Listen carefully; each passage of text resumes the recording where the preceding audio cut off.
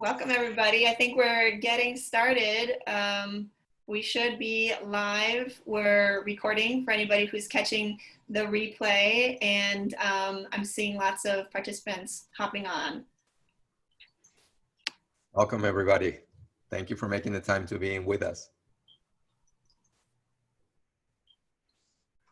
And for those of you who don't know Ben, he has graciously offered to help us moderate today, and he's going to be paying attention to the chat and helping to facilitate some of the conversations there. Hello, everybody. I'll be keeping an eye on the clock. Yes. Trying to foster some interesting conversation. So, right. Got somebody on the phone from Louisville, Kentucky. Awesome. Thanks for joining, Hank. And I invite everybody to go ahead and add your name, where you're joining from. If you'd like to add your LinkedIn, we would love for people to use this as an opportunity to network and connect as well.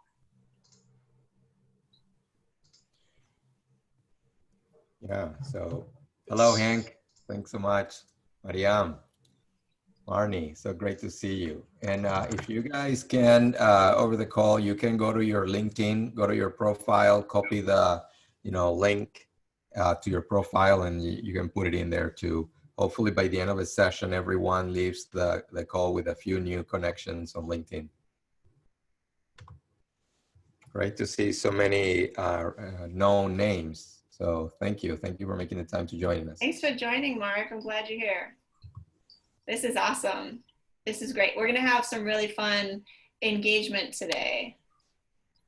Yeah, so before we get started, as people are joining us, just want to say hello to a few friends here. We have Alison Rojas, and Viveros, Audra Kirch, Christine, Smelly. Welcome. Thank you for making the time. We have Marlene Rousseau. So nice to see you. Marnie, Megan, McIntosh, Osni. Obrigado, Osni. So many friends. Thanks so much. Thanks, everybody, for joining. Excited. So many people, and people already from previous sessions, and wonderful. Welcome. Hello from Nepal. I knew that we were going to get some international engagement as well, which is like, it's unfortunate that we couldn't do this event in person, and yet this is a great way for us to spread the word around the world and meet lots of people. Wonderful. All right.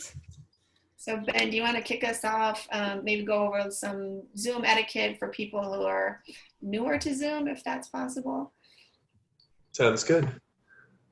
Welcome, everybody, to this Zoom call. First things first, this webinar is being recorded, so that's audio and video. If you don't want to be recorded, we will be taking questions through the chat, and I'm happy to read a question if you'd rather present it that way, if you want to get in touch with our panelists but don't want to be part of the recording. All participants are muted and off camera. We can bring you on camera if you're sharing a comment or question and do want to be able to, have a little bit of back and forth with our wonderful panelists. And if you do have a question in the chat, put a Q in front of it, just so it's easier for me to track, who's in what order. I have all kinds of Post-its and note cards and stuff at the ready to make that work. So I believe it's time for introductions at this point. First up, Luis Moreno is training a new generation of leaders to be more human. He has over 18 years of corporate experience in 7 Fortune 500 companies, and he leverages his experience in human-centered leadership and emotional intelligence to collaborate with other experts around the world to help foster workplace cultures that are healthier and happier. Sylwia works with clients who want to improve their relationships, either with their partner, children, their boss, or with themselves. She also helps clients improve their self-esteem and self-confidence and find more excitement in their lives. And finally, Tamara's passion is helping busy professionals align their values with their schedules, so they have time and energy for what matters most. She draws upon a background in psychology and integrative medicine, along with more than a decade of coaching and mindfulness experience to empower clients to create purposeful productivity and meaningful time. These three will be the experts today. I'm just here learning alongside everybody else. I believe Tamara will kick us off. Yeah, absolutely. So in the interest of bringing a little bit of mindfulness, I want to invite everybody to participate in this short moment to arrive. And all that means is, for starters, I want everybody just to take the biggest breath you've taken all day. Let's take a couple more breaths.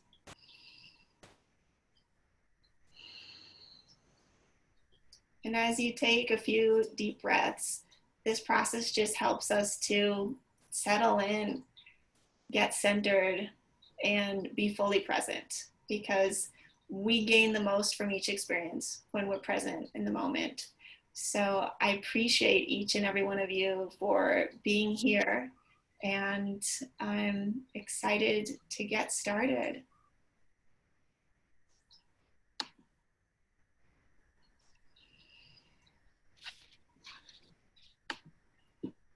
And I think we had earlier on, we had invited people to go ahead and share where they're joining from and your LinkedIn if you'd like. And I think we each wanted to share a little bit about something that we're looking forward to today.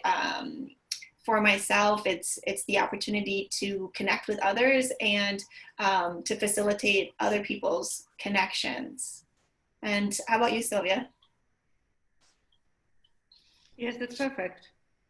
And I would like to start here with saying something about relationships. I'm so grateful to this digital world that I'm meeting so many people, and we all meet many people almost on a daily basis. And we have our relationships with, of course, our friends, families, and colleagues from work. And I do believe that most of us would like to improve at least one relationship. And I was thinking what to say today, and I would like to start with that the most important relationship that we have, and we should care as number one, is with ourselves. Why I'm talking about it? Because when we love ourselves, when we have respect and kindness and compassion for ourselves, this is what we can give to others. And why it is important? It is important that because we cannot change anyone.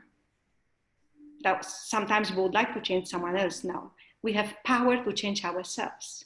And there is something what we can do. We can influence others with our positive vibes, with our love. And then we can start working on improving relationships. And how we can do it? First, for understanding each other's needs, fears, worries, challenges, and desires. And how to do that? We need to listen attentively. Listen, being present with interest and compassion, without judging, criticizing, interrupting. And let's listen to understand the other person. And let's make them feel understood. Because when we talk, we cannot hear what they really want to say. So let's listen with interest, really. So effective communication is the key to every relationship in our both personal and professional lives. And for loving relationships, let's go to bed with a smile and with a kiss. And when it's necessary, please, let's say sorry. Mm-hmm. That's so important for relationships. This is what I would like to share at the beginning. Thank you. Wonderful. Thank you, Sylwia. Thank you so much for starting us off with such a beautiful thought, which is the greatest love of all, right? Which is the love that we have for ourselves. I love that. And I want to also thank you, Ben, for taking the time to help us today and for that great introduction. I think, Sylwia, you bring up a great point regarding the, that we really cannot change other people, and what we can control is ourselves. And in fact, so the area that I want to share with the folks on the call today is around emotional intelligence. And interestingly enough, that the field of emotional intelligence actually starts with, three components related to ourselves, which is, self regulation, self understanding, right? So that we have to first understand who we are, what are our emotions, what are our feelings, right? So that self-awareness, self-understanding of our own, our own bodies and our own minds and hearts.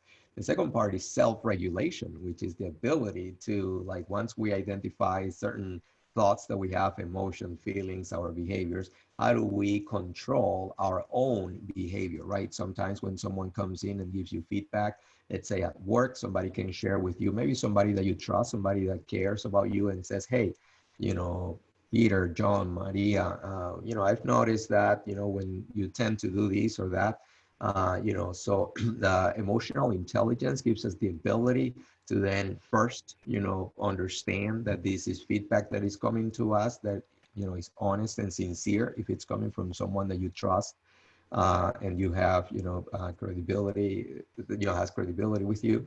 And then the other part is actually self-motivation, is the internal motivation to want to do something, maybe to improve. If you have the feedback, if someone comes to you and says, here's something that you could be doing differently, then that we have that internal, desire to do the thing. So that also applies for, so at work, we don't need for other people to be pushing us, to be telling us what to do, but rather we have that internal motivation, that self-motivation, that desire. And then the other two skills among the five, main components of emotional intelligence have to do with empathy. And, Sylwia mentioned that earlier, but empathy is, being interested, taking interest in other people's things. So, it's about understanding the situation of others without judging, like Sylwia was saying. And then the last one is social skills. One of the things that I've learned over the time by conducting this training is that people who can take the time to understand themselves better, to understand their emotions and sentiments, how they behave with certain things, and they can use the self-regulation to, kind of control what they're doing and be more aware and conscious about what they're doing and saying, and then they have the self-motivation to be better. They tend to have better social skills, which is that they feel, in overall, generally speaking, obviously, we know that, from a medical standpoint, there are some people that have some, difficulties to be interacting with other people, but overall, just in general, for most people, the more emotional intelligence that we can have, the easier it will be to interact with others, and the more likable that we have the potential to be more likable, which increases the chances that other people want to interact with us. So I'll be happy to talk today more about those components in more detail. Mm-hmm. Tamara. So I'm sure that some people look at our topic today and you're trying to figure out, how does emotional intelligence relate to mindfulness, relate to relationships? But the things that Sylwia and Luis, some of the things that you've already shared are some of the key components of how I see that they relate.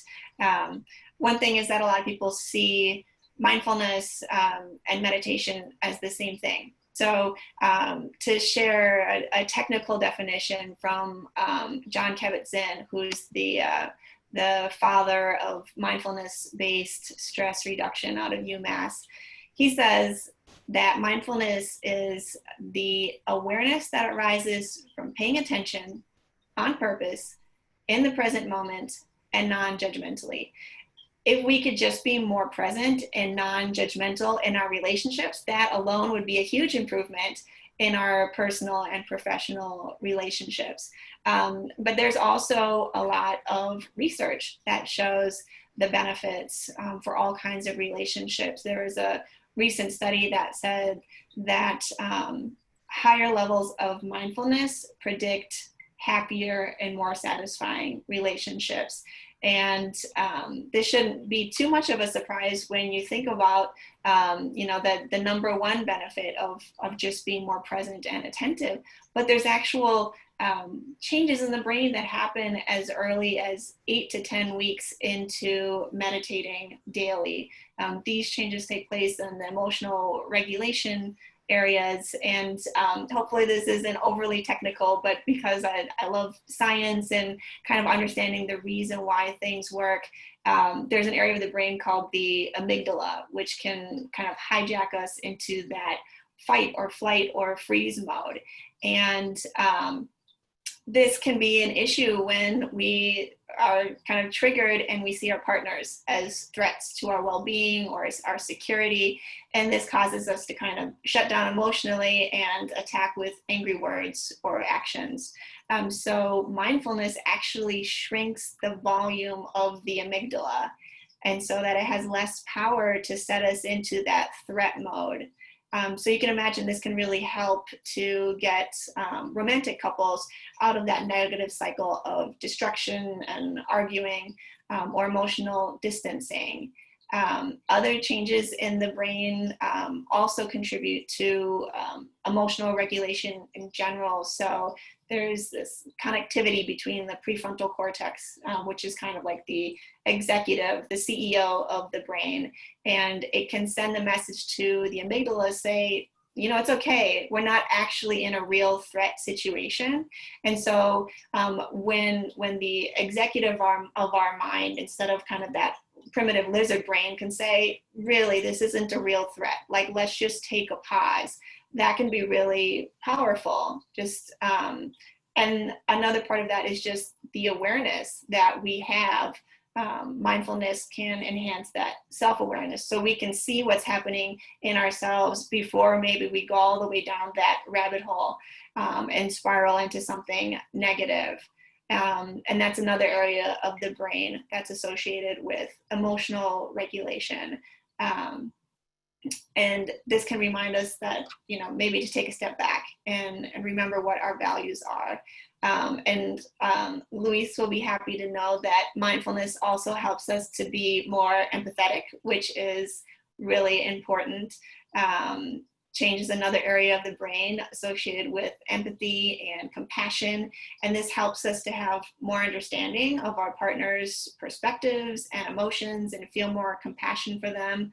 And there are different types of mindfulness practices, like loving kindness, or sometimes in Western circles, they call it just like me meditation, when you can put yourself in somebody else's shoes and say, this person in front of me is just like me. They have the same desire for happiness. They have struggles every day, just like me. And we can see that whether we're, angry at our partner or having an issue with a colleague or a manager, if we can take a step back and see that this person is really a lot more like me than they are different. And then finally, just mindfulness can help us to create more gratitude and appreciation for our partner and, all the wonderful benefits that we get from our relationships. As much as I think many of us during COVID may have more arguments with our partners because we're together all the time, or our housemates in general. I have a daughter, so I can definitely be irritable at times, but taking a step back and seeing all the things that I'm grateful for. In particular, I'm happy that I'm not sheltering in place alone.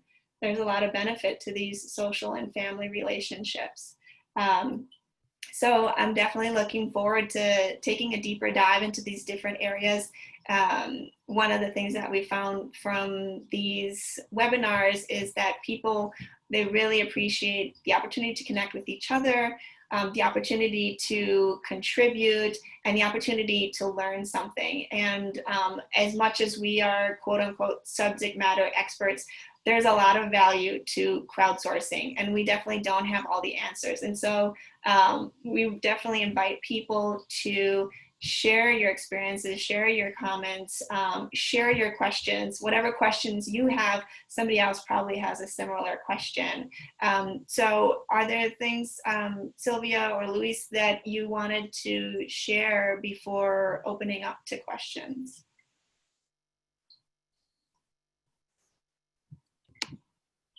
Luis, you're on mute. Sure. I have some thoughts, but Sylwia, do you want to share? I know I was speaking before Tamara, but you want to share some thoughts, and then I'll go after you. Oh, I'm looking forward to listen what people would like to share, what they would like to ask. So I'm just waiting for that. So Luis, Right. please go ahead. So I was just, there's some thoughts there on Tamara, what you were saying, but I think I'm like Sylwia, looking forward to what the comments here from people.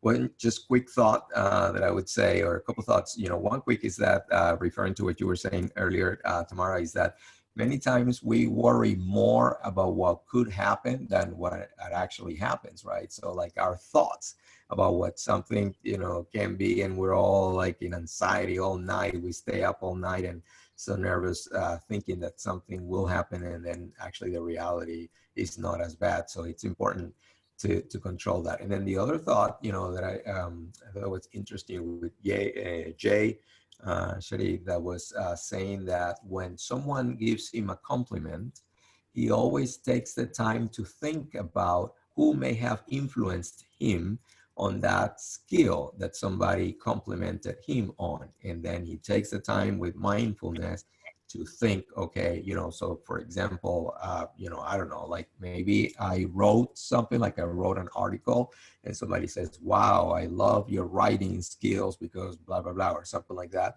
Then I would take a moment to think, okay, in my writing skills, who has been someone who has influenced me, who has helped me, and then take the time to actually write something to that person, call that person, contact that person.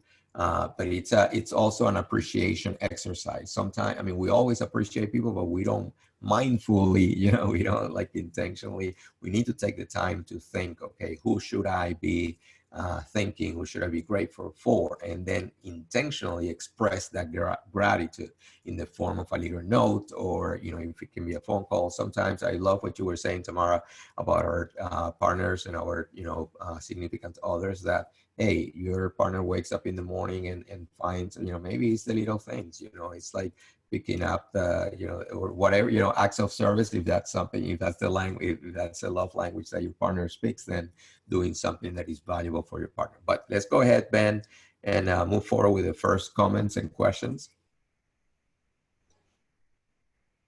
Sounds good. The first question, by the way, it seems like there are two ways to ask questions. The ones we've received so far have gone to all panelists. There's also the option of sending your questions to all panelists and attendees. So if you send it to panelists and attendees, everyone can see it. We have received two just to the panelists. First question, which resonates with me. The first question overall is, how do you walk the fine line between trying to be empathetic with someone and staying authentic if you're not in full agreement? Yeah, thank you. So this is a question from Daniel Rodriguez. Daniel, if you can tell us where you're connecting from, but that's a great question. And we get that question in our training all the time. And, my advice, what I always tell in my training is, this has to be about authenticity. It's like, when you meet with someone and you communicate effectively, like Sylwia was saying earlier, it is really about having the opportunity to express honestly kind of what you're thinking, to share your thoughts and perspective, and then to have the empathy and the ability, like both Tamara and Sylwia talked about, to listen, right, to what the person is telling you. So by the end of a conversation, really an effective communication doesn't have to be one where I convince you or you convince me. You don't have to change my mind. I don't have to change your mind. What has to happen, what an effective communication is when by the end of a call, both you, or by the end of interaction, both you and me have now expanded our knowledge, our understanding of the universe by having an additional perspective. So it's the beauty of perspective is, okay, you are somewhere, you are here, I am here, we're seeing the same situation differently. what I can offer you, what I can promise to you is that I'm going to listen attentively to what your view and perspective is of a situation authentically. So I really am listening to you, and I believe what, so if you tell me something, even if it's not my own situation, even if it doesn't match what I have experienced in my own lived experience, I have to take what you're telling me as true, because that is your truth, right? And I'll finish this comment with something that it's an analogy that I really like, right?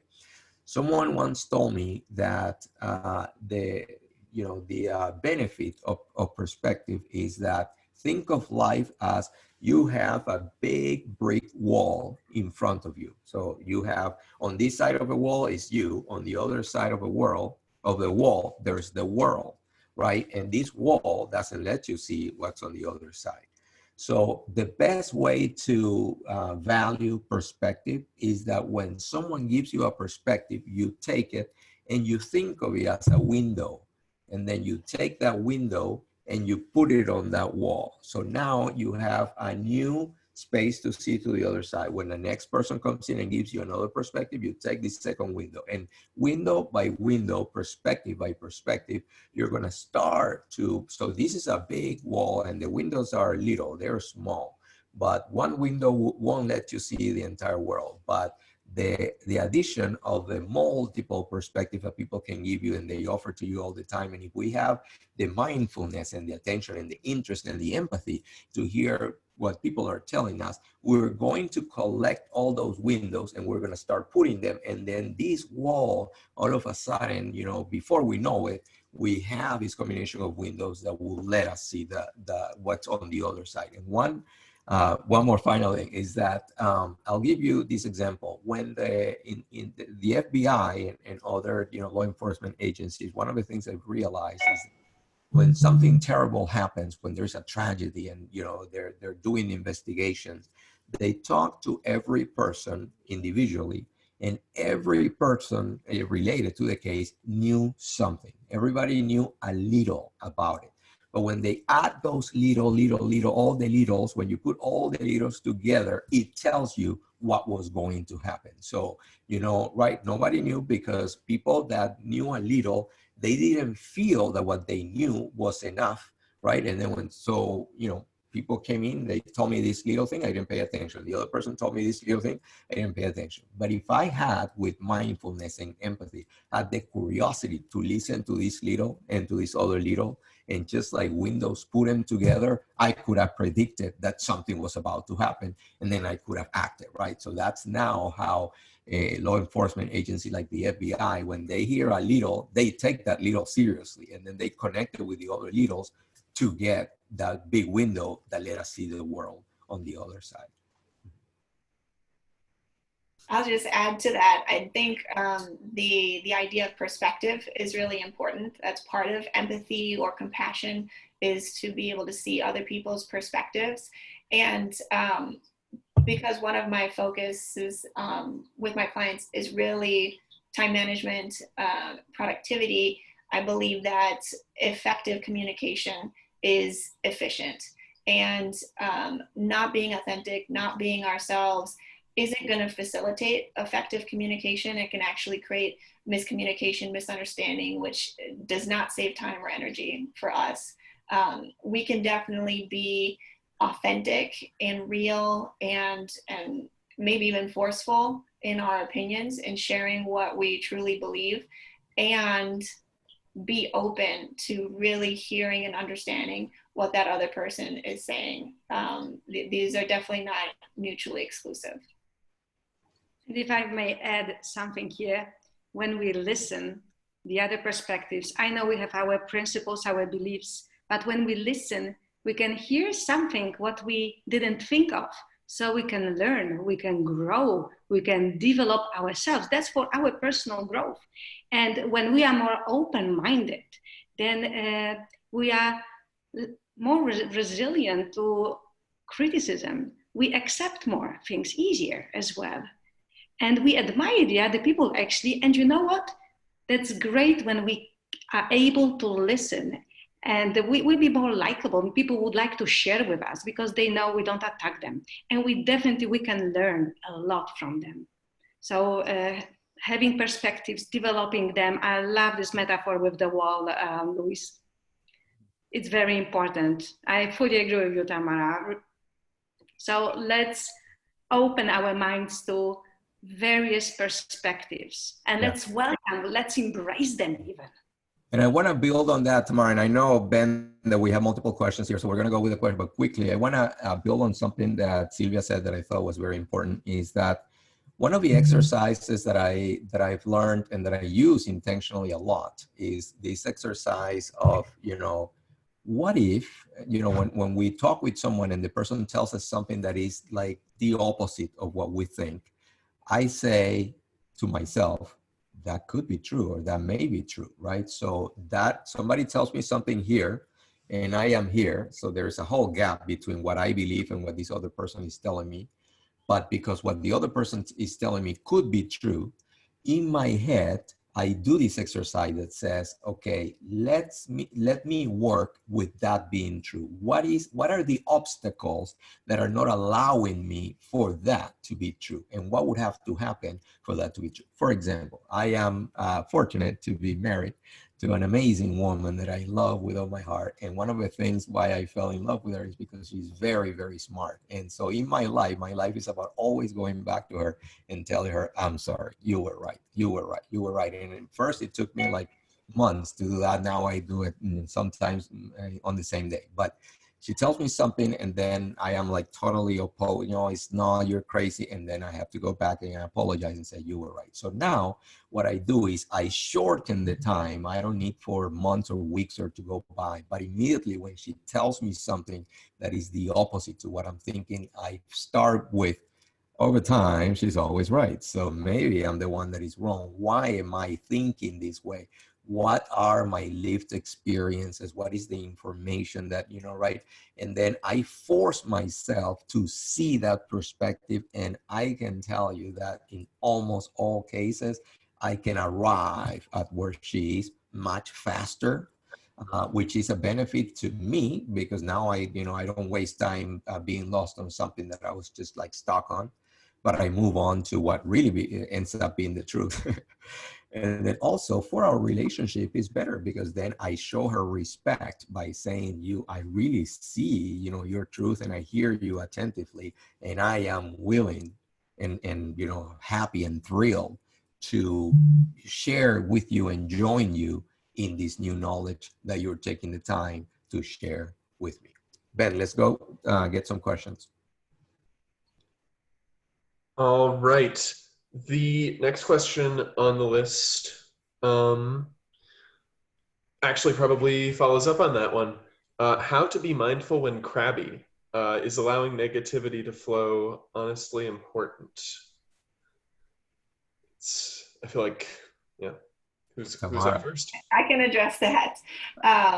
So I think one of the ways that we can utilize mindfulness is to separate ourselves from our emotions. That doesn't mean that we don't acknowledge them, but rather than saying, I am angry, or I am crabby, I am an angry person, what you do is you kind of separate it and say like, okay, what I'm feeling right now in my body feels like anger or irritability.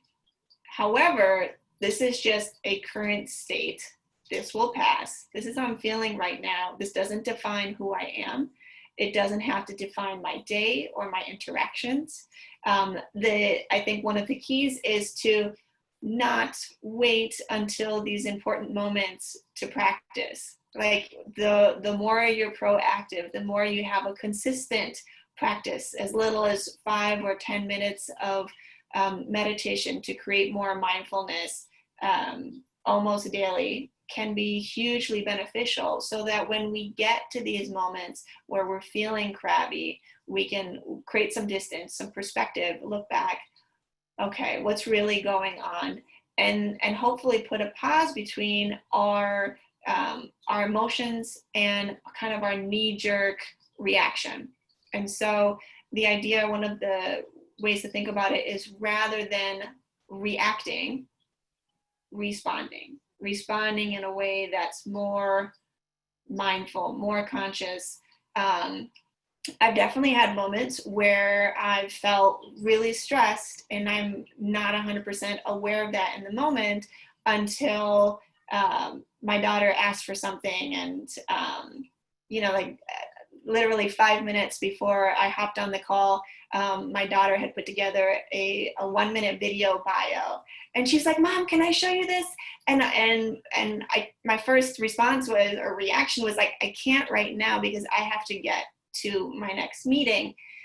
And then I was like, it's 1 minute. Like, I could even be 1 minute late to our pre-meeting so that I can be present with my daughter, who showed me this little video of how she's going to introduce herself to the class and kind of her bloopers. And she's like, "I think I'm just going to keep it as is. It's really funny." But rather than, in another moment where I might just be like, "I don't have time for this. Like, I don't have time for your silly video, like, because I'm more important and I have more important things to do and more important people to be with."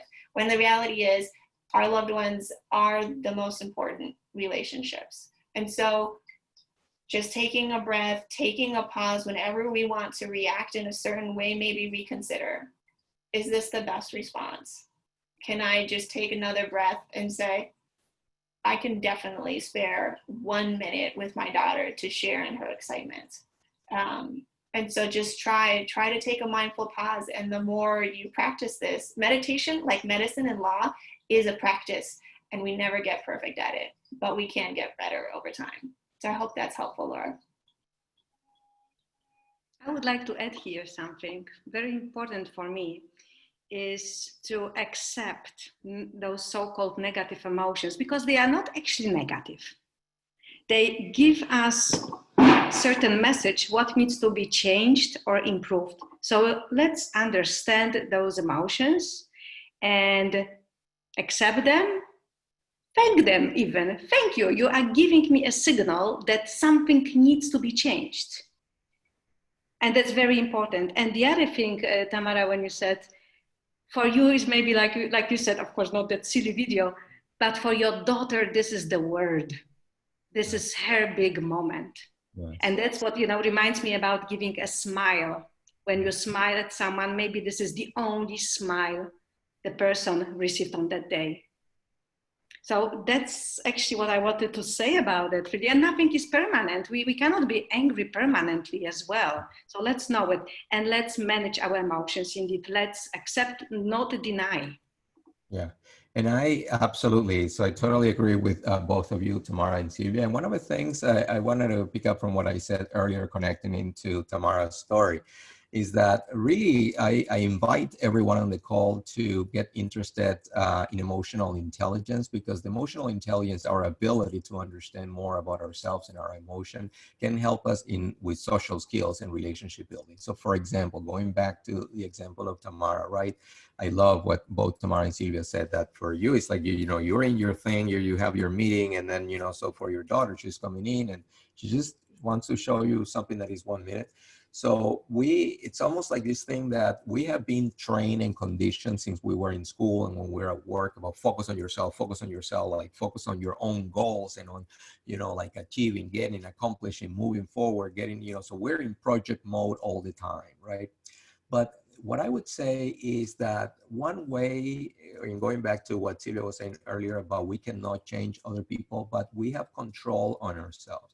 And one beautiful gift that we can give to the world is the gift of kindness and generosity. And when we think of generosity, one way to be generous is you can get your checkbook or your money and give money. That's one way to be generous. But there are many other ways to be generous. And you can be generous with your time. You can be generous with your kindness, and you can be generous with your attention, right? So in this case, if your daughter comes in, right, that's the world to her. It's so important. So being generous with that gift of time and attention. And what I would say is that really with self-motivation, we can do anything. We can choose to be anything we want in this world and in life. And my one advice that I would say to everyone on the call today, in this world, where we can choose to be anything we want. Let's choose to be kind, and let's choose to be better people. And one way to be better people is to take some of the attention that we have on ourselves. Let's not be so focused on ourselves, and then let's focus more on the person that is right in front of us, so we can give the gift of empathy, the gift of time, the gift of attention, right, to others, so that we can have better relationship with other. And I'll find, I'll share a final comment. So I saw my uncle Omar is on the call here today, so I salute you. So greet my uncle. And one of the things, so I have a great affection for my uncle. He's one of my favorite uncles. I love him so much. And I was reflecting on what were the things that he as an uncle did to to earn really my love and my respect and my loyalty to him. And one of the things that I always remember is that since I was a little kid, every time that I had an opportunity, every time I had a question, I had many questions as a kid, and I went to different people and I asked questions, but many people were on project mode. They were on a rush. They needed to get somewhere, they were always running. And people didn't have time for me. But someone who didn't have time for me either, but made the time for me, who made a pause in his life and who sat down with me, was my Uncle Omar. And so any question that I would ask him about anything, about things, about our family, about life, about love, about anything, the existence, the universe, he will sit down with me and say, sobrino, uncle, nephew, nephew, here is what's happening. Here's the situation. And it was beautiful. It was like, I remember those moments. They were special moments because he was giving me that gift of a generosity, the kindness, his love. He was taking the opportunity not only to answer my question, because he provided truthful, honest, and open information about what I needed to understand, but he also took an opportunity to, in his voice, through his message, to tell me, I'm here with you. I care about you. You are important. And so important are you to me that I'm making this pause. Nothing else in the world matters to me most than this moment here with you. So today, I love my uncle. I collaborate with him. I learn a lot from him. And I'm just proud of being his nephew, because his ability to stop, take a moment, and make the person in front of him the most important person in the world for that time.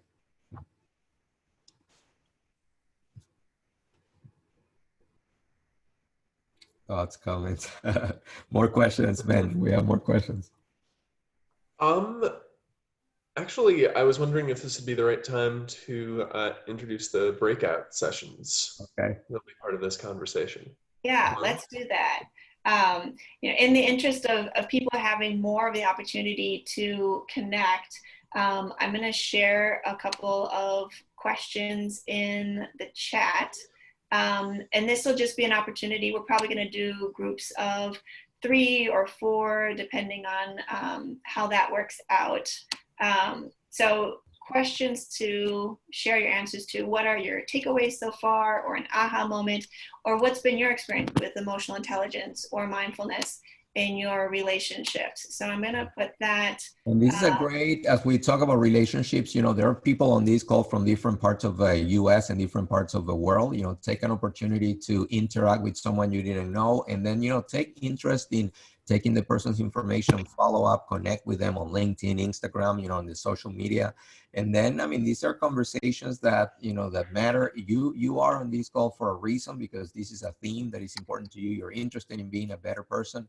Everyone on this call has an interest in being a better person. So connect with those folks directly, and get their information, follow up with them. And it's an opportunity today to create some new friendships and some new relationships that we hope you follow up on.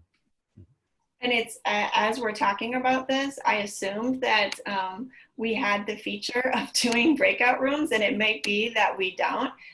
So bear with me, since I'm the one in charge of the breakout rooms. Just looking at the options, it may very well be. If someone's super savvy with Zoom and you want to pop in related to webinars, I know that Jesus has a lot of experience since he's helped out with a lot of Luis's webinars. Generally, there's like a more option, and then we can break out into rooms. Do we have it looks like we may actually not have that option. So I don't know if there would be a good alternative other than people just having the option to, maybe drop in the chat a takeaway or something that really resonated with you. So someone, Avanti says, I think the breakout option is for meetings and not webinars. Thanks, Avanti. It looks like you're right, because I'm not seeing that. So unfortunately, that was something I was looking forward to everybody being able to do in a smaller group. So I think we will have to skip that. Luis, Sylwia, what do you think about people may just, you can come off mute, ask to come on camera if you want to share an experience. Hank is recommending we do a part 2. Yeah, I'd love to do that. And definitely, I know that each one of us would love the opportunity to connect more with you one-on-one. Ben, can you give us kind of a pulse check on how many questions we have lined up? Yeah, so quickly, Tamara, just on building what you said. So for everyone on the call today, we have over 30 people on the call here live. If the content that we have shared so far, if you have experiences in your own life, something that, rang a bell and you'd like to share, so this doesn't have to be a question, if you'd like to share something about your own experience, either at work or in your own life that relates to these themes, please go ahead and indicate to Ben in the chat. And you have the ability, we have the ability to actually unmute you, so that you can either come through your voice, or actually we can bring your video on so that you basically become one more panelist invited for a few minutes. And so I would love to see some of you that are with us today to come on video and share with us. Is this, what do you think? Is this good, bad? Do you like it? Do you appreciate it? Do you have any experiences? What are your thoughts? So I invite you to join us. We'd love to see your face. If you're camera ready. I was not, and I'm on the camera anyway. Same here. I'm just glad I shaved this morning. As far as questions go, as Luis indicated, please mention in the chat if you'd like to join us to share an observation or a question. For now, I will, let's see. One question that keeps coming back that resonates, again, with me is sort of how do we put this into practice? Not, the high level, once you have mindfulness, here's how you activate it, but what are some of the easiest mindfulness and meditation techniques that we can learn and practice every day? And what's the importance of that intentional practice for moving from understanding and agreeing with these ideas towards being able to access and implement them in real time? Oh, thank you, so how Ben. do we start, and why does it matter? And so Tamara, you'll be answering that question, but I want to share a quick story about that.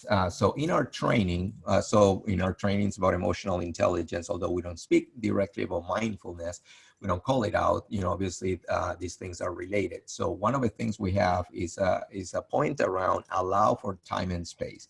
And allow for time and space is that sometimes, when people come to you and they're like overcharged with emotion and they're like, training with all these things, we need to, like Tamara was saying, with mindfulness, stay in the moment, calm down, and allow for time and space for things to happen. So one day the very gratifying things about giving training on emotional intelligence and human-centered leadership is that people give feedback and say, wow, I apply something that I learned in your training and I had a great result. So one day, someone who had been in my training came and said, hey, Luis, I'm very excited because thanks to the training, I had a great experience. I was like, okay, yeah, what happened? I said, well, I was at home. So my roommate was really, really upset, was very mad, and, came to me, and guess what I told her? And guess what I said to her? I said, no, I don't know. What do you do? It's like, I didn't say anything.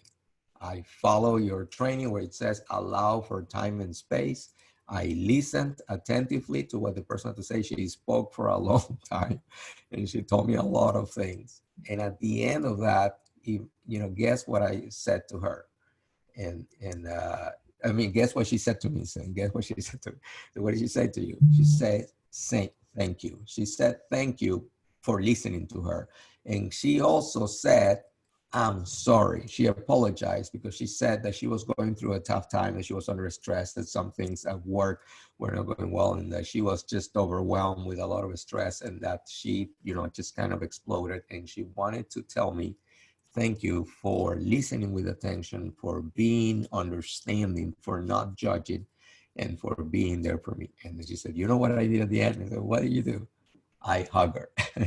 And, it was a great experience. But, and you can be hugging people around. But in this case, obviously, if this is a person that is someone that you have a great relationship with, is a relative, a loved one, and you have that opportunity to, come close physically and give a hug if you can, that is a great opportunity, again, that started with someone yelling and it ended in two human beings connecting with the most important piece, which is you're going through a tough time. I'm here for you. I listen to you. I care about you, and I support you. I'm not here to judge you. I'm here to be with you. Let's do this together. And then now for the real technical knowledge, Tamara. Thanks, Luis. Yeah, I love what you had to share there. I think in particular, when we are kind of like going up against each other, if we see situations as, I'm going to win, and they're going to lose, then it's not a win-win situation. Like when we start to see it as a competition, everybody loses. And just having the ability, rather than thinking about, well, I have this comeback, or I'm going to get the last word in, thinking about maybe the best action is no action. Maybe what I need is to take a break. And what I've found in relationships is that, there's this kind of dance where someone pushes forward, the other person goes back. And when someone is more avoidant and they don't want to talk about it, the more of the aggressor is like, I want to talk about this right now, because we have this discomfort with things not being resolved. But what can be helpful is to take a mindful pause and let the other person be aware. Like, you're not walking away from the conversation. It does matter to you, but you know that proceeding with an argument or conversation at that time is not going to be fruitful. And if you want to be more skillful in your relationship, you have to recognize when these moments come and hopefully have an agreement in advance of how to fight fairly, and just say, I have a lot of emotions right now. I'm really upset. I feel like what I say or do right now is potentially harmful to our relationship. And this is an important conversation, but I want to revisit this. I need to be by myself. I need to reflect, or maybe I just need to, be away from you momentarily as to not escalate things. And because I care about this relationship, I want to take this pause. Do you think we could talk about it tonight after dinner? Or, don't just leave it so people are wondering, like, when are we going to talk about this? Is really important. That can create a lot of anxiety for the other person. Say, can we revisit this in an hour? I'm going to go for a walk. I just need to take a pause, and come to an agreement, the two of you, and then you have some opportunity to reflect. In terms of daily practices, as much as some people say, you should be doing 20 or 30 minutes or an hour, there is plenty of benefit that has been seen with as little as 5 or 10 minutes at a time. A lot of the research has shown benefits from 5 minutes of meditation for 2 weeks in terms of improving our self-confidence and doing better in a job interview. So you don't have to meditate for 20 years in order to see the benefits. And there are lots of great apps. Insight Timer is completely free. It's about 67% of people that are using a meditation app right now are on Insight Timer, so they have a greater market share than all of the other apps put together. Personally, I also really enjoy 10% Happier, which is Dan Harris from ABC. I think he's a great example of the fidgety skeptic who realized the benefits of mindfulness to kind of quiet the inner critic in his head, and as he describes it, not only be 10% happier, but a little bit less of a jerk to himself and others. That's a paid app, but lots of great content there. Lots of people like Headspace, Calm. So, I mean, technology is your friend when it comes to mindfulness, and just creating a daily habit. A lot of these apps will allow you to create streaks, so you know that you're consistently doing this. I think the first step is to really make this a priority. And Luis knows with everything that's important, it goes onto my calendar. So, you know, meditation is still on my calendar every day, and I don't get to move it over to the next day until it's completed. And sometimes it's also helpful to have some external accountability. Maybe you share with your partner or a friend. I've decided I'm going to meditate every day for the next 30 days and just see what happens, see how that feels. I'm happy to be your accountability partner if you want to start your new meditation journey. I'm also doing a course on mindfulness and time management or productivity. So I'm happy to share more information on that as well. So let me add, I fully agree with everything what you said now, Luis and Tamara. I wanted to add something, is that sometimes there are disagreements and quarrels, the conversations escalate because people really don't know why we are screaming at each other. They don't know what's the purpose of the conversation. And we know that women and men are different, and men, they are solution driven. So when a woman starts talking, he thinks, oh, she has a problem, I need to solve it. No, maybe she just wants you to listen. Maybe she needs a hug, some affection. So the purpose of every conversation like that is really important. Another thing I would like to add, that those quarrels sometimes are also for something really not important. Let's leave it. Because, you know, for a little thing, and then you think, why actually are we quarreling? Then you finally don't know why, right? And there's another thing I wanted to say, that children, when they are children around, they observe everything and they feel, even if they don't say it. So, yes, I fully agree. Find another time for the conversation and finish it and say, I love you and I want the best for you, if it is between partners or families or children and parents. Say, I love you. I give a hug.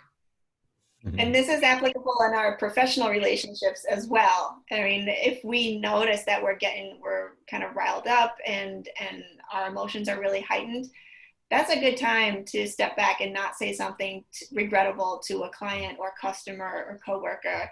Just say, you know, this is an important conversation and I want to give it some more thought before I respond. You may even send that via email. When you get an email and you're like, whoa, what is this person trying to say?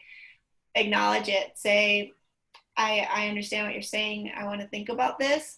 I'm going to give you a more thoughtful reply tomorrow after I've had some time to think about it. Again, that pause is really powerful. I totally agree. And I want to quickly, we have some great greetings that multiple people are sending us here, but Hank Enright has been wonderful from Louisville, Kentucky. Thank you, Hank, for all of your participation through the chat today. Victoria Williams from Phoenix, Arizona. Thank you, Victoria. She's with American Express. And then, you know, Mark, Osni, Kala from Los Angeles are sending us their LinkedIn. So go ahead, make sure that, go ahead and go into the chat box and look at the various, the people have shared their LinkedIn, profile so you can connect with them. We have people that are joining us from Minneapolis in Minnesota. We have Daniel Rodriguez from Minneapolis, and Viveros, Pravesh, and then Audra from Minneapolis as well. So great representation here from Minnesota, Nepal. So a lot of folks that have shared their LinkedIn profile. Thank you for that. Let's see. So we have which aspects of emotional intelligence you personally and find most important with your sweet reasons. Please share your experiences too. Which aspects of emotional intelligence you personally find most important? I can answer that, but before I do that, Sylwia and Tamara, which aspects you both trained, well, Tamara, you've taken emotional intelligence training multiple times, I think. So what aspects of emotional intelligence you personally find most important? This is Prabesh Satyal is asking us this question. All right, I have done several of Luis's trainings, and he has done several of mine as well. Apparently, we still have a lot to learn from each other. I would say, you know, there's so many important aspects of emotional intelligence, and you know, mindfulness is one of the ways to improve our emotional intelligence. In particular, for me, the first thing that comes to mind is self-awareness, because it's awareness that helps us to pause. It's awareness that motivates us to change. So that's what I would say. Sylwia? Love and empathy. Empathy, I love it. So for me, my favorite is empathy as well. And I want to share something with you all today. When people write to us emails or communication, or, you know, through LinkedIn, Facebook, Instagram, it's interesting that maybe you receive an email that says, hey, I've been, you know, sorry that I hadn't written to you because I've been busy. I'm writing a book, you know, and right now I just wrote the last chapter. I met with the editor, and so I've been very busy with that. So I was wondering if you had time to talk tomorrow. And we focused on the question that the person is asking, do you have time to meet tomorrow? And then we answer, yes, I can meet at 4.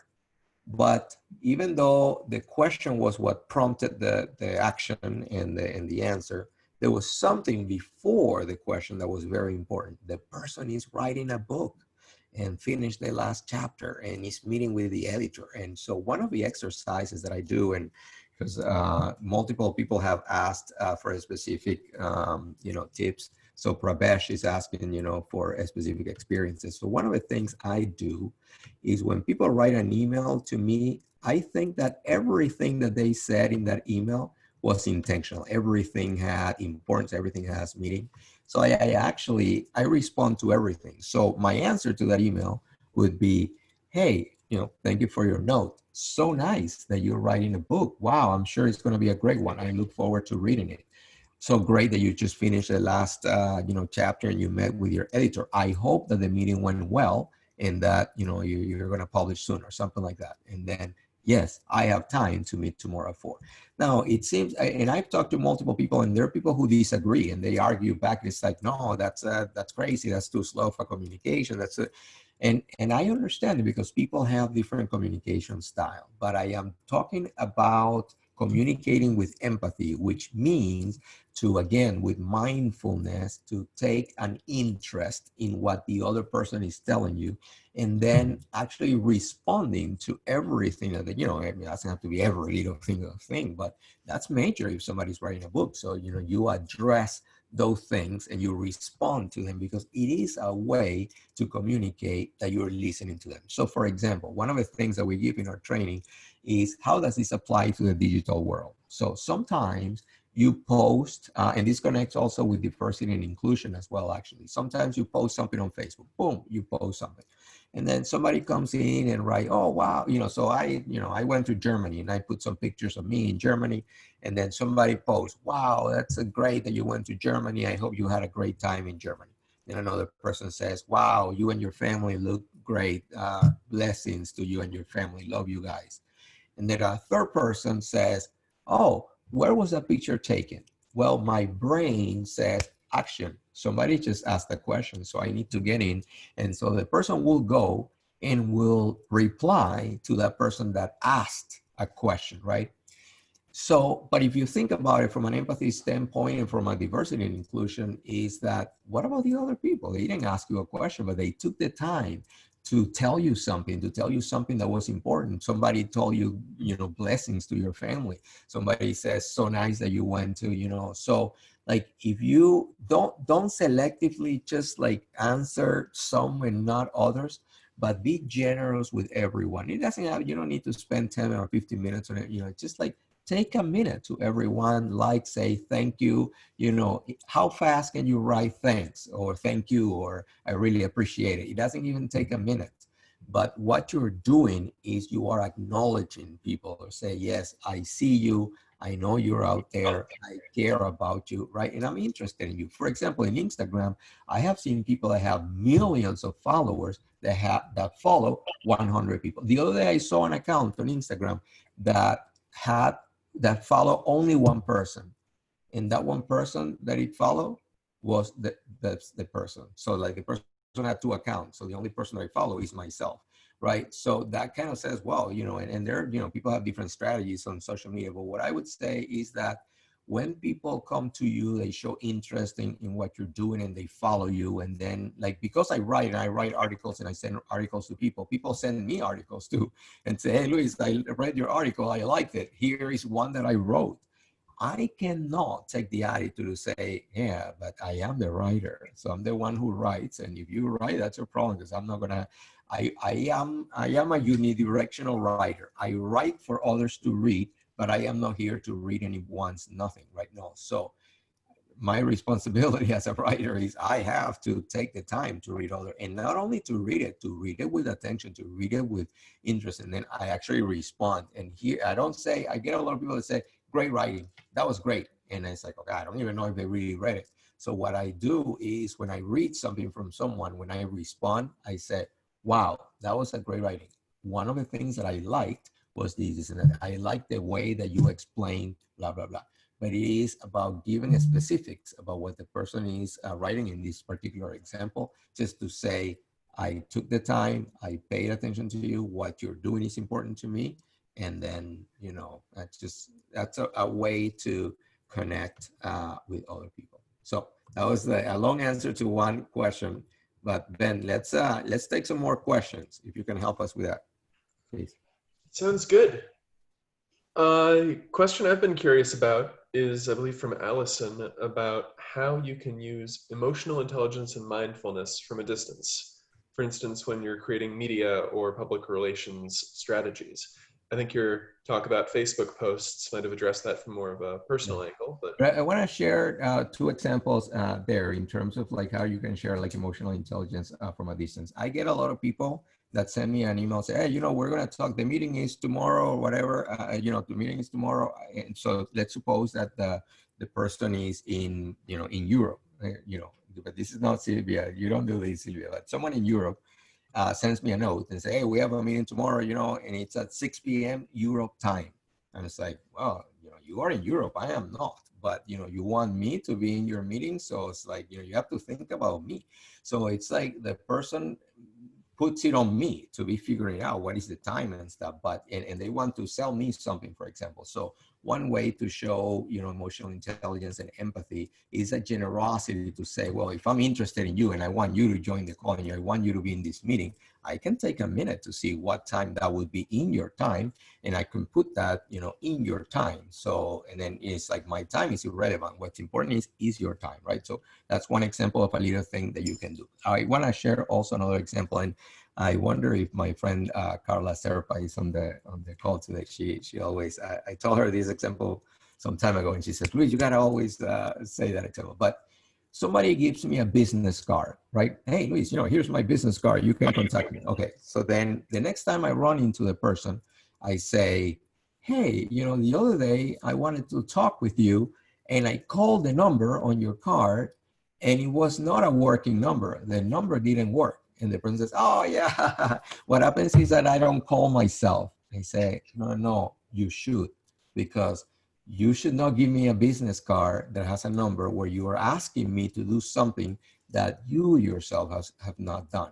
So empathy and you know, emotional intelligence here is a generosity to say, okay, if I'm going to create one business card that has a number where I'm telling people, if you need help, here is a number where you can call me, that before I print that thing and I give it to anyone, I need to call the number myself. I call, and then when my number rings, I talk to myself, and oh yeah, I'm ready now. And then I can go ahead and give that card to other people, right? It's the same thing when you have, for example, from a user experience standpoint, if you have a website, go through your own website, click on the things on the, you know, so you have, if you have an account on Instagram or LinkedIn, visit your own LinkedIn account. I've said, the other day, I said to someone, hey, you know, I looked you up on Google and look at what showed up, and it's like, oh, well, I don't Google myself. Well, you should Google yourself because other people are Googling you, so you might as well just Google yourself.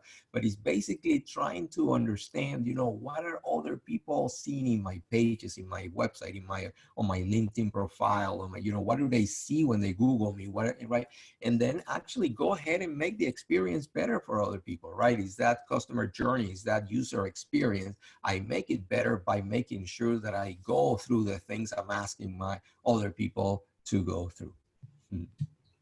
I want to second that.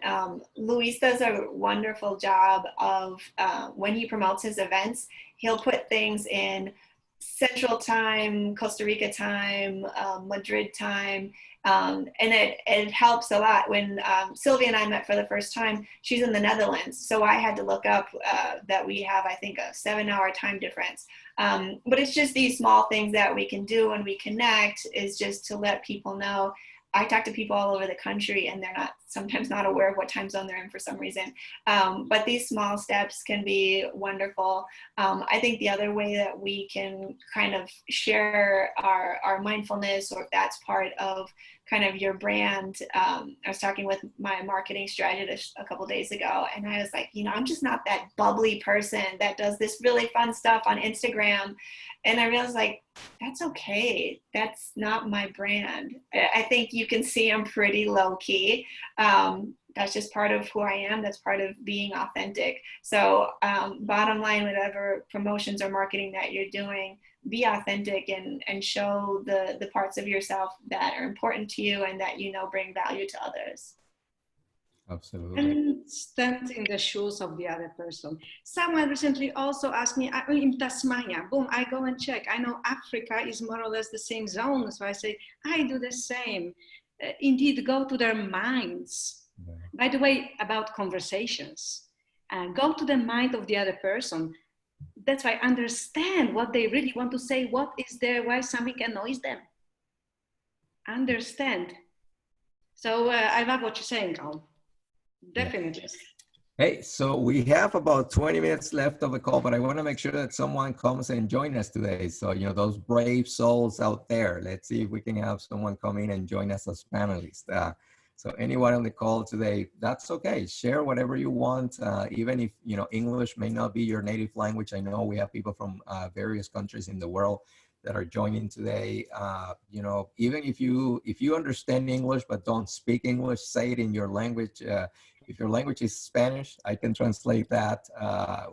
Sylwia can translate Polish and Dutch. Polish. Okay.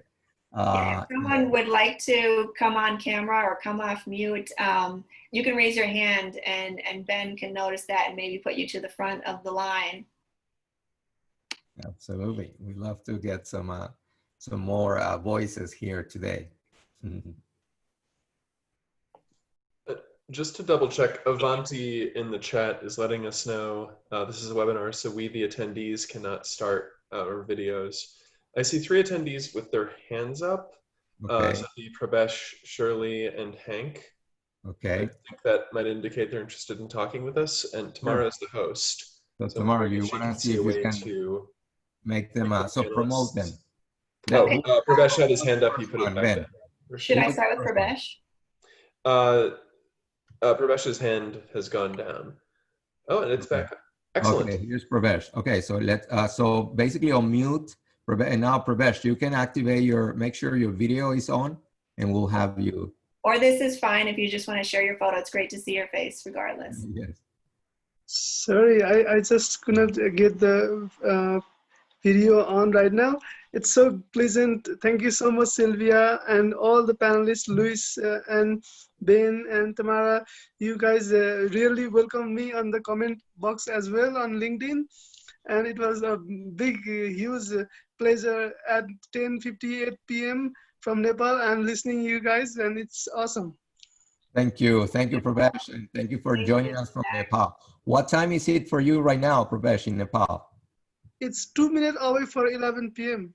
Wow. Well, thank you. Thank you so much for taking this time so late at night to join us on this conversation. Thank you for the great comments that you're putting on the chat box. We're reading them, and I really appreciate it. So thank you for being with us today. I appreciate it. And I look forward to connecting with you on LinkedIn and starting a friendship from today. Sure, sure. I'm more pleased to be in a friend circle with you guys all, especially Luis with such a huge experience here in this session. I'm amazed. Thank you. All right. Thanks so much. All right. We have the wonderful first visit from Pravesh from Nepal. That's awesome. Who else? We had more hands up. Did you say Shirley, or who else had their hands up? I see Shirley higher on my list. I have no idea whether that means she raised her been hand active, first. sharing multiple comments on the chat box. Hi, Shirley.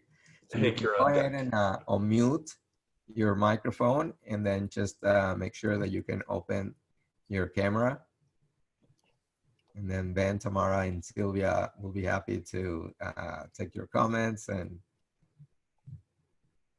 so I'm attempting to unmute. Okay. Shirley, that might be on your end. So let's make sure that on your end you are not muted, Shirley, and then we'll unmute you from our end. Yeah, I think we have to unmute them first, Tamara, and then they. And in the meantime, while we bring Shirley on, I want to thank you for the kind comments on the chat box. It's just very humbling to read such generous and kind comments. Thank you for doing that. And let's see, Hank. Hank has been very active. Thank you, Hank. Pravesh, Danielle. Thank you, Danielle. Danielle had to run. Sorry to interrupt. Shirley seems to be having problems with her battery on the device, so perhaps let's have Hank step in while Shirley finds a. All right. Let's see what other hand do we have up? We have a wonderful comments here, and it's just very. We're very appreciative of all the comments. And we have, so Christine Smalley sends us here, an easy option for a virtual meditation coach is Pitch Mindfulness, also a local startup. So thank you for doing that. And the link is on the chat box so you can visit it. And Marnie Safar talks about transcendental meditation. She's been doing that from college, and it's an integral part of her life. I know Marnie, and that has to be an amazing meditation, because Marnie is always a very centered person that is always so kind and so, so smart. It is always a real pleasure to interact with Marnie. Thank you, Marnie. Okay, do we have any hands up then, Ben? Someone that we can bring up? What about Hank? Okay, what about Hank that has been very active today? There you go, Hank. So great to see you. All righty, unmuting my microphone. Thanks everybody. Gracias, dziękuję, for this wonderful presentation. And this reminded me, especially when you guys said the person in front of me is just like me. It reminded me in customer service training, what we do when we resolve the customer concern, I put in the notes last. And last works okay. It's listen, which is the first thing you want to do. You want to listen to that customer, apologize, solve, and thank. But when I moved to another company, they added a B at the beginning, which also resonated with me. So instead of only listening, apologizing, solving, and thanking, the first B is for believe. You have to believe that person. So that empathy, and that rings so beautifully with the person in front of me is just like me. I'm going to borrow that and use it next time I have an opportunity to share that model. So thanks so much, and dziękuję, gracias. I love that. Thank you so much, Hank. This is just a perfect example of the kind of crowdsourcing, because there is so much wisdom to be obtained from the group. I love that. Thank you. And Hank is joining us from Louisville, Kentucky. Beautiful place there. I love what is 4th Street that you are there on the street with the bands and everything? 4th Street Live. Under COVID, a little bit different. So we carried in our hearts. Amazing place to party there. Okay, very good. Thank you, Hank. Thanks so much. And thanks for all of the wonderful wisdom that you have share in the today, through your video, through your voice, and also through the writing that you've done. I love last and blast, and I will definitely use it. It is similar to other models that we use as well. All right, wonderful. Who else do we have? Anybody else that wants to join us? We have only about 10 minutes left, so wanted to make sure that people have the opportunity to come and visit with us, just like Hank did it and like Pravesh earlier. I just wanted to take a moment to shout out Alison Rojas, who's been fairly involved in the chat. She was the one who asked, I'm assuming pronouns a lot, and if I get them wrong, I apologize. Allison was the one who asked us about empathy at a distance. And the most recent comment in the chat says, I think when you're practicing emotional intelligence from afar, it's important to keep an individual person in mind. In that way, you can move from general communication to a more personal one, which incorporates the research you've done and your understanding of needs. And obviously, Allison, if you want to raise your hand, join us on the chat, it'd be great to hear more. I just thought. Thank you much, Allison. Where is Allison? Where are you joining us from, Allison? If you can share that. And then I have, so multiple people have said, I think it was Avanti who let us know that for some reason they are not able. So Avanti explained that they are not being able to start their own videos. So I wonder, Tamara, if something there on your end you have to give them. So Allison, you should be all ready. Yes, I think my microphone is on. Thanks for inviting me in to participate. I've really enjoyed all of your insight. And I think there's been an awful lot of confirmation of what it is that I've been learning in other areas and how it really connects with me personally and professionally.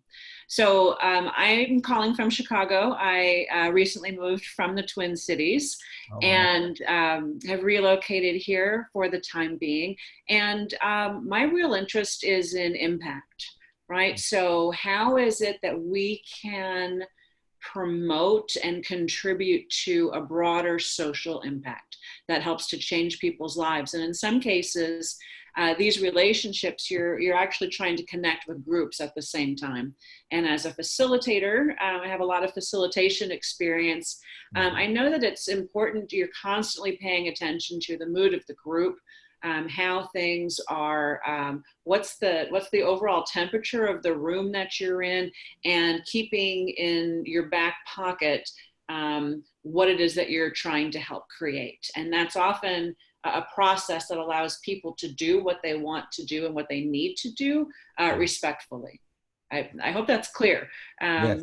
But yeah, I really thank you so much for answering my question. And it just really kind of regroups me to it's all about the individual. Whether you're working with a lot of individuals at the same time, keep in mind some representative of that and maybe some kind of differences within that group, so you can really use your emotional intelligence and mindfulness to connect.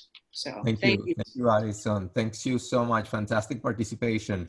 And as we have maybe just a few more than 5 minutes there until we get to the end of the call, I'd like to say that what you bring in something very important, which is the impact in two ways. One, I think in the way that you mentioned it, which is about the impact that we have right in the community, in our organizations. For example, I myself, I am training a new generation of leaders to be more human. And what I do is I visit, I get the opportunity to be invited by organizations where I go and I have conversation with senior leaders to talk about how things could be different. We talk about how things have been, but then we talk about how things could be in the future. And now we have a new generation that comes in, that they have different values, they want different things. And in the past, it was all about how much we could pay someone in compensation was keen and would drive. So for baby boomers, a great great compensation, and maybe was a bad environment, but the compensation was great. What we're seeing now is that with the new, what the millennials and what the Gen Zs are looking goes, it's just something else, right? They want to have something that is more meaningful for them. For example, research is showing that the company that they, the brand of the company they work for matters, and not only about like, oh, I work for, like the recognize that company doing for things that matter to me. If I care about climate change, what is that company? What are the manufacturing processes that company is using? What labor are they using? Are they using child labor? Are they, right? How are they responsible with water, with the natural resources?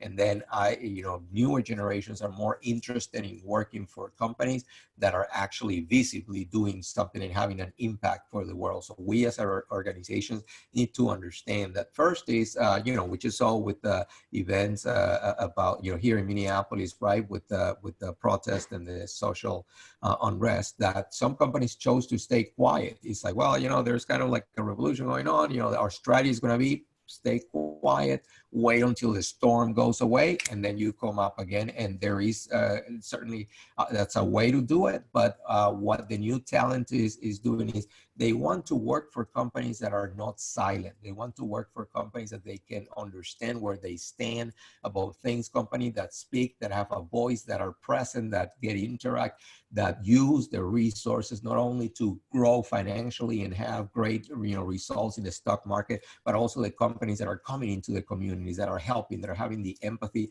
to use their resources to help other people to to have better lives. And that is the impact that we want to have. And then just I only have a few minutes, and Tamara and Sylwia to close, but I want to close also with when you talked about impact also, Alison, it reminded me of, sometimes I talk with people like in my training, and they say, well, like I said this thing, and somebody heard this other thing, so they they were upset because they said, but that's not what I intended.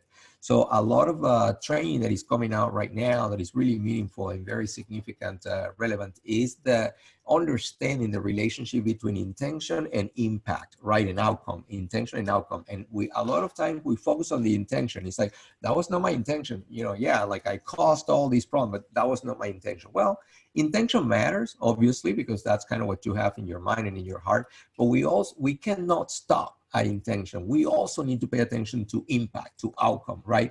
What is the outcome that our intentions are, leading to? And actually be responsible and own the outcome as well. If I said something to you, I said it with the best intention, but I offended you, the fact that I offended you, I cannot disconnect myself from that. I have to say, hey, Ben, I am so, Ben comes to me and says, Luis, you said this thing that was offensive. Hey, Ben, when I was speaking to you, I intended to say this and that. I realized how, you took it this way, but, I really am sorry. Let's work, let's, like Tamara said, this relationship matters to me. I am really interested in working on this, because it's not okay to say that was not my intention, so that's not my problem. Even if it wasn't your intention, that is your problem, because if you caused it, you have to own it and then get on it. And then, so my advice to close today, my participation is, we are all good people. We're good people. We intend well, but we can all be better people. And how can we achieve that? Through what we share today. We can use the elements of emotional intelligence. We talked about self-awareness or self-regulation. We talked about internal motivation. We talked about empathy. We talked about social skills. Tamara did a great job talking about like mindfulness and how we can use that to improve our lives and our relationship with others. And I think that Sylwia was fantastic how she started the call today talking about the greatest love of all, which is the love that we have for ourselves, to love ourselves and to want to improve and be every day better, so that we can come out into our communities with our relatives, with our co-workers, and always have a good intention and look to have a good outcome as well. With that, I'll say thank you for joining us, and I'll let my peers close the call today. Sylwia. Well, I was going to share that I really appreciate the idea of looking at intention versus impact. We're doing that a lot in our family and our interactions. It's like when discipline happens, like what was the intention behind that? But that doesn't give us the right to be overly forceful. We still need to consider our intention with that impact. The other thing in Alison's comment made me think about treating people as individuals. Like Sylwia has lots of clients that she connects with in Asia and Africa. These are continents that have a multitude of different countries and cultures, and even within those countries, we can't assume that people are some kind of stereotype. So this makes me really think about diversity, equity, inclusion initiatives. The best way that we can be welcoming and inclusive is to see our commonalities, to understand that this person is just like me, and also acknowledge their differences as a person, not because of what they look like or what their background is. And I know that we just have one more minute, so I want to thank everybody for joining, and we will send a follow-up email tomorrow. So Luis and Sylwia will also share any links. Sylwia, anything you want to share in a minute to wrap up? Yes, I would like to say, let's take responsibility for our actions and for our words. And when we did say or we did something what hurt others, let's say sorry. And although we didn't mention here forgiveness, let's also forgive to those who intentionally or not intentionally hurt us, because it is for us. And yes, what Louis, you said, let's not compare anyone, ourselves to anyone else, only to ourselves from yesterday to be better today.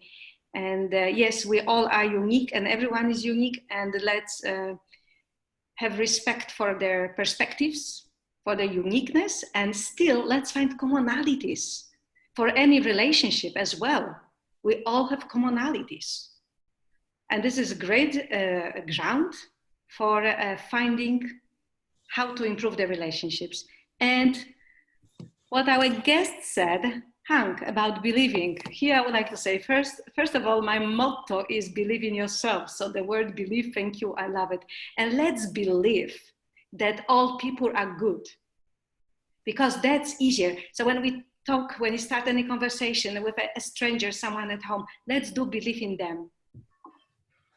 That's how I would like to finish my word for today. Thank you very much, everyone who was here. Well, everyone who registered but was not able to join and will listen. Thank you, all of you, Tamara and Luis and Ben, and everyone who came here. Thank you all for your engagement. We're going to end the call. Also want to thank Twin City Startup Week, who's hosting this event. And this event will be in their digital library if you want to catch the replay.